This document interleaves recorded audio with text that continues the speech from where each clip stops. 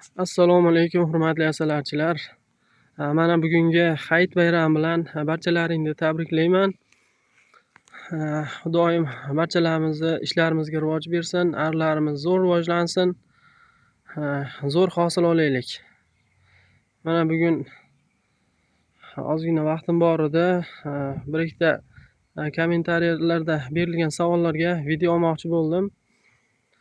Xo'p, nima haqida desam, bugungi videoni suv shramkalarni bundan buyog'i saqlash ozgina o'ziga yarasha ishi bor. Shu haqida. Keyin bitta oilam chirish kasalligiga uchradi. Shuni davolab videosini qo'yaman deb aytuvdim.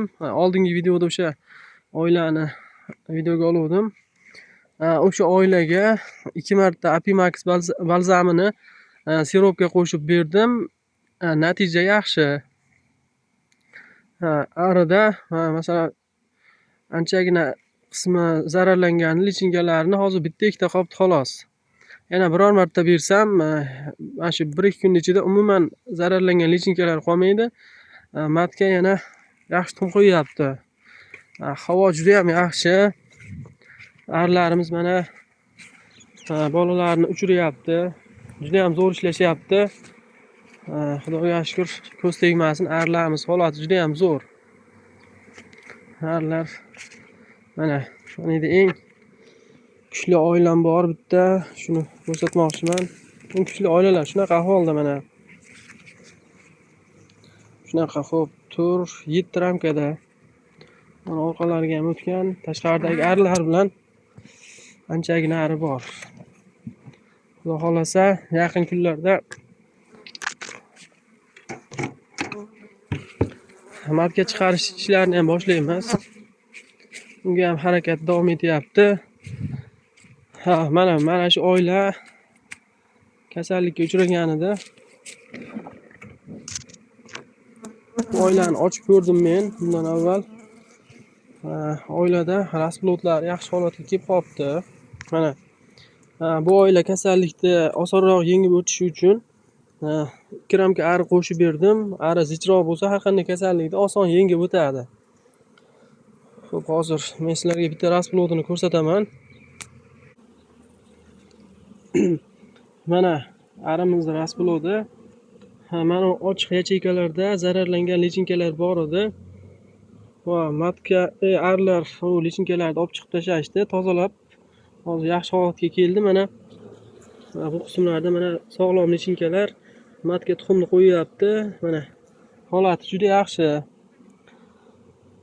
Agar kimdadir o'sha lichinkalarda chirish holati kuzatilsa, o'sha Apimax balzamidan bersa, ishonchli sinovdan o'tgan narsa, arini zichroq ushlab, o'sha Apimaxdan berilsa, foydasi yaxshi bo'ladi. Mana yangi sotib olgan oilalarim ham juda yaxshi holatga kelib qoldi. Mana bolalarni uchiryapti.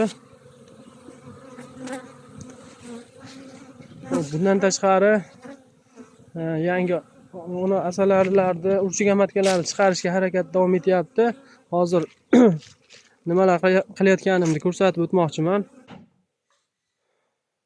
Hurmatli asalarichilar, mana bizning mini nukleuslarimiz ham tayyor. 3 xonali, mana tom qismi Pinaplexdan bo'lgan. Yashiklarning ichi shu holatda. Tom qismi oddiy Pinaplex. Bularga bunaqa ramkalardan 3 donadan ketadi. Mana.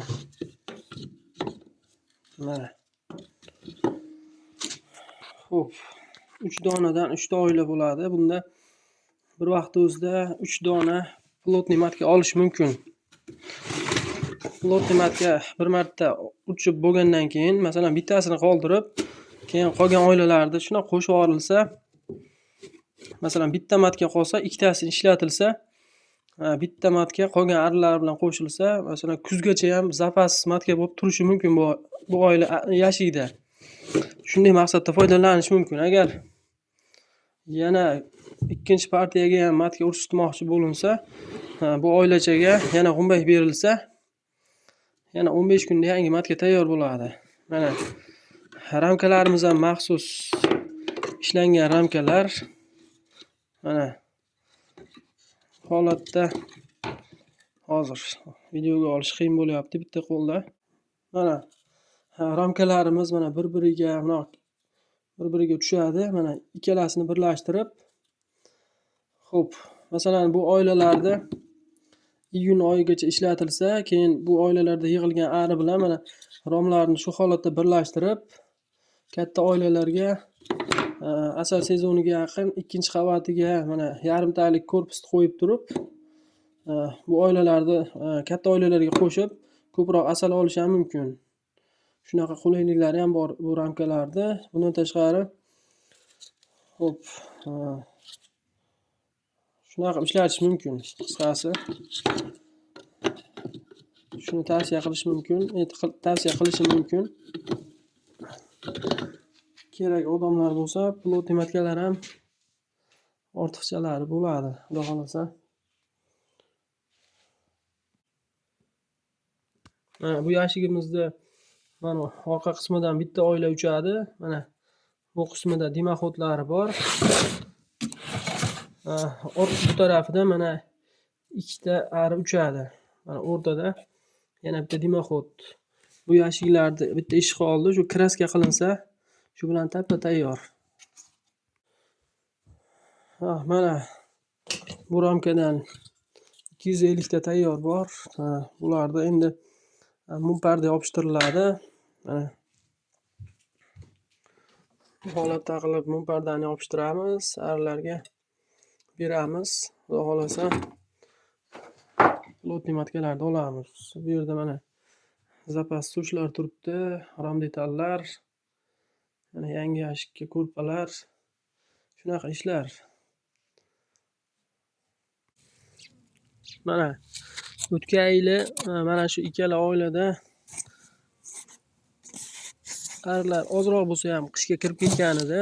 Mana hozirgi holati. Mana bu 8 ta ramkada hozir bunda bir 5 tasida rasplodi bor. Bu arilar ham qishdan yaxshi chiqdi. Endi bu oilalarda ham kerakli maqsadda ishlatish mumkin.